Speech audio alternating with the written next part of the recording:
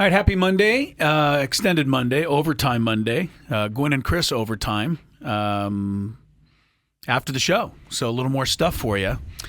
And one of our favorite topics for the last, I don't know, how long have we been on? 8 years? Has been this mess of sports and gambling and where it can unfortunately lead. And the whole Emmanuel Clase situation. What was the other? Luis Ortiz. Yeah. Is it L. Ortiz? Yeah, Luis L. Ortiz. All right. Is that because it says that on his, on rate or whatever the papers are? You want to protect any other Luis Ortizes out there? That's right. There's multiple. Well, so just Luis in case, Ortiz's lawyer said Luis Ortiz never did anything. So all right. Well, we should put that out front there. I must say that most lawyers do say that their clients never did anything. I mean, I don't know I believe, pretty sure OJ's attorney said the same thing. So yes, I don't know how Clase's lawyer is going to deny that he had any involvement. They're both lawyers have both denied that they have done any. Clase's did too. As well. So he said he looks so forward to his it's a big conspiracy against Clase and Ortiz. You know, we do have an innocent until proven guilty kind of way of thought here in the United States. You're right. I believe that's what's written in the Constitution or the Law Journal, but in the Court of Public Opinion, especially in this one, you're pretty guilty, I think, unless you can somehow prove you're innocent. But anyway, so here's what it comes down to, right? There's a whole gambling thing, a bunch of people, and they figure out a way they can make a bunch of money. And how they can do it is they can bet on Clase to come into a game and throw a ball on his first pitch. And so they get the word out, and Clase says, well, or whatever, allegedly, that in order to help his friends win a bunch of money, he throws a ball. And that's pretty much his entire involvement. I think he's accused of taking $7,000 for doing this, which is incredible for a guy that makes $8 million a year. Mind blowing, right? I think that he was making between like $5,000 and $12,000 for the bet and facilitating the bets. But he was involved in more than just a strike or a ball. It was miles per hour, which I didn't even know you could bet on. Which is the next pitch? Is it over 95? Yeah. So he could control that. This dude allegedly was also calling people from the bullpen before he went out there to go over what he was going to do so that they could make the correct bets. Make sure that they were aware of what he was going to do. They didn't make a bad bet. Right. Here's a funny story. Emmanuel Clase did try to throw a ball, but the guy Andy Pages swung at it, which ruined the bet for them, which I think is so funny.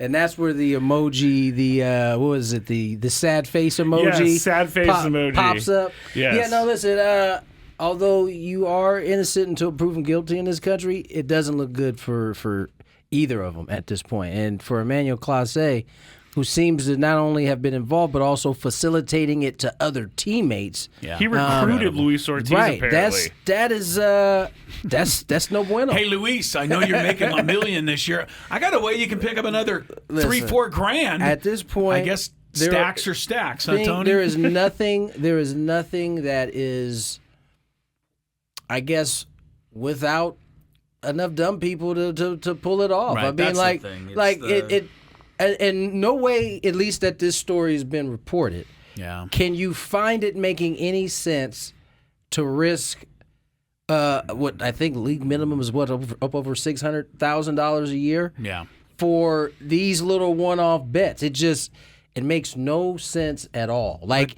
you'd have to be making bets pretty much all year to get up to what at this rate. To get up to what you're going to, something to move the needle. But this also underscores what we've talked about before. And Skraby, as an addict himself in a different thing, but I don't know that it comes down to the actual gambling anymore. It becomes to the action. Right. You have to have the action. You have to have something at stake. It's the rush of the action, which I think is what probably gets gamblers addicted. Yeah.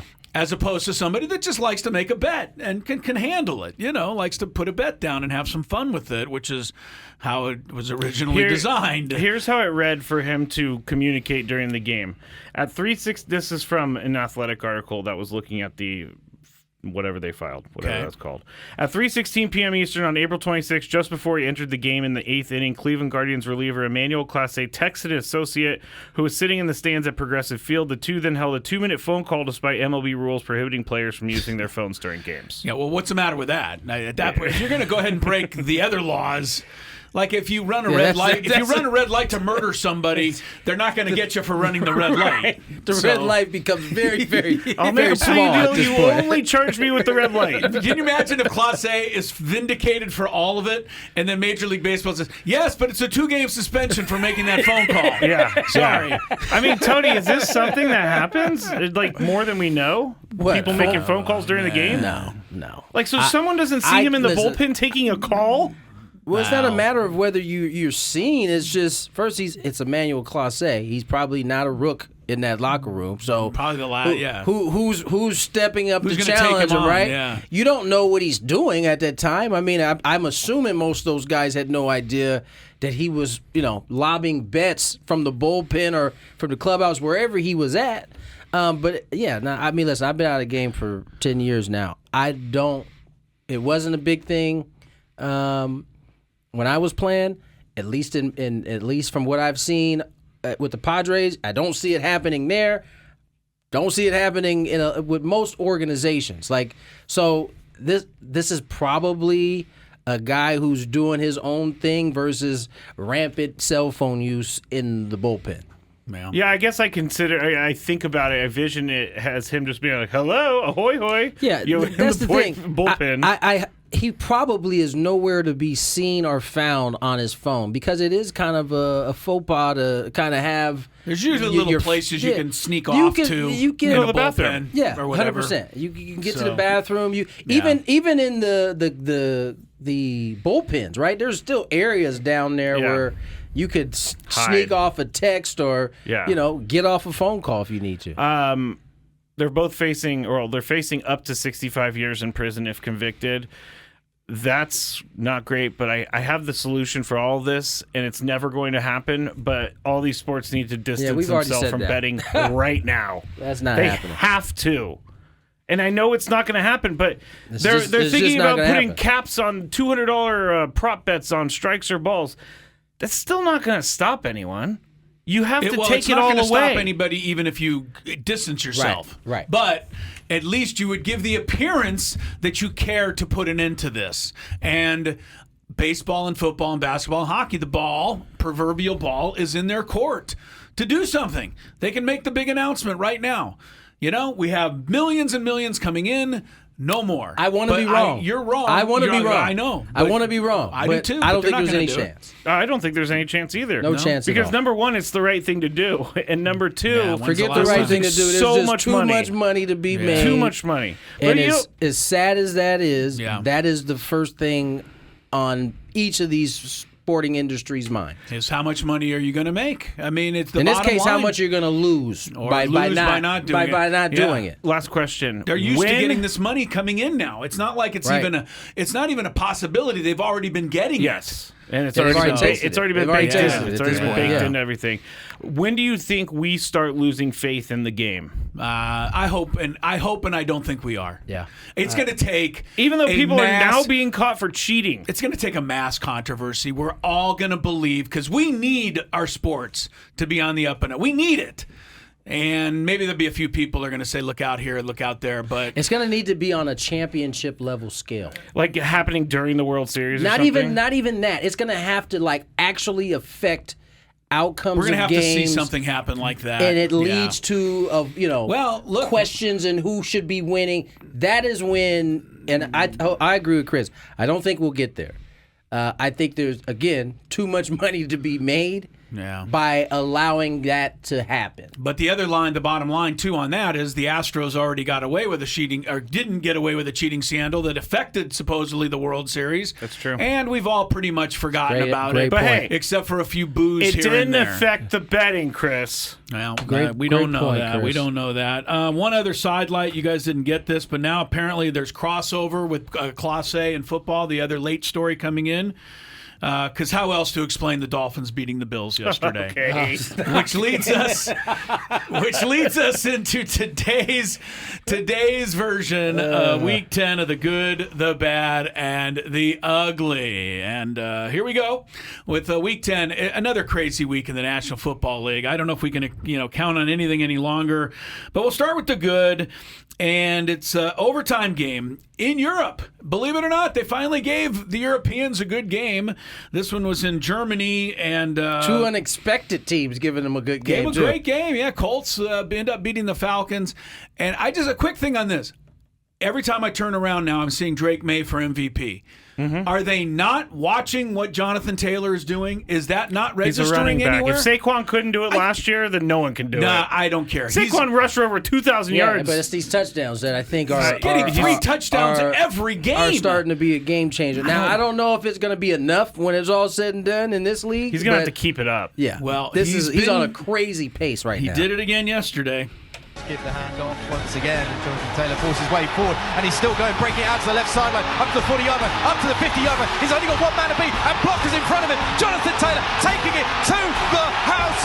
Huge touchdown, 83 yards for the tailback. That sounded like a local broadcaster, was it not? He does all the football broadcasting. Good job. He was Europe. on that. That was the tying touchdown, an 83-yarder, and the Colts end up beating the Falcons to go to 8-2. The other good is the Patriots, guys. We have to. Okay, there's two things here, Tony. I'm only speaking to you right now. Okay. Number one. We are already, but we have to admit, we all do, that the Patriots are for real now. They've beaten Buffalo in Buffalo. They've now win in Tampa Bay.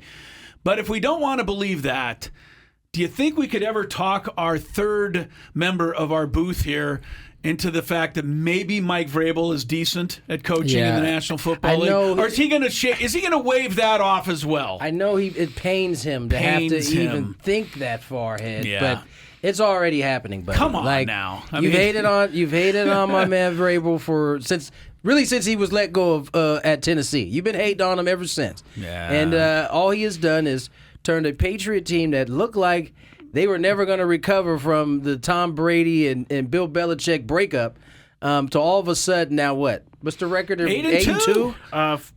First, I don't really have.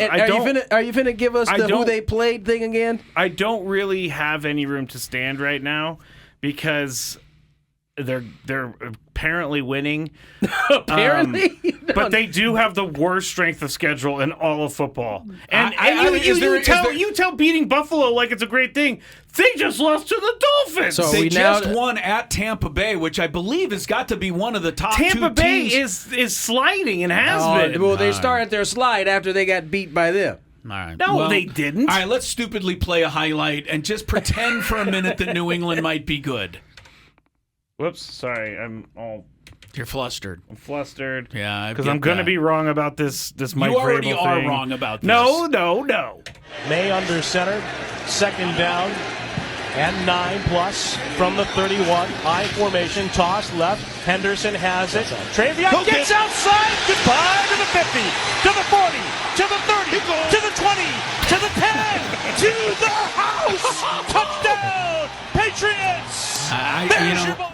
You want to blame Emmanuel Clase all you want, but these broadcasters have to have bets on these games too. The way they react, the way they're clapping and stepping over people, stepping on people, crazy back there. Travion Henderson did have a good day, 2 touchdown runs. Drake May beats Baker Mayfield in a matchup of MVP candidates, 28-23. All right, the last good this week, I gave it to the Saints because the Saints need something. And they need some hope. Well, look, I think it was Tom Petty said, even the losers get lucky sometimes. But, in this case, I thought, we've never even heard of Tyler Shuck. So much that we didn't even know how to pronounce his name. No one did. He had a hell of a game. 280 yards, 2 touchdowns. Chris Olave, the San Diegan, helped him.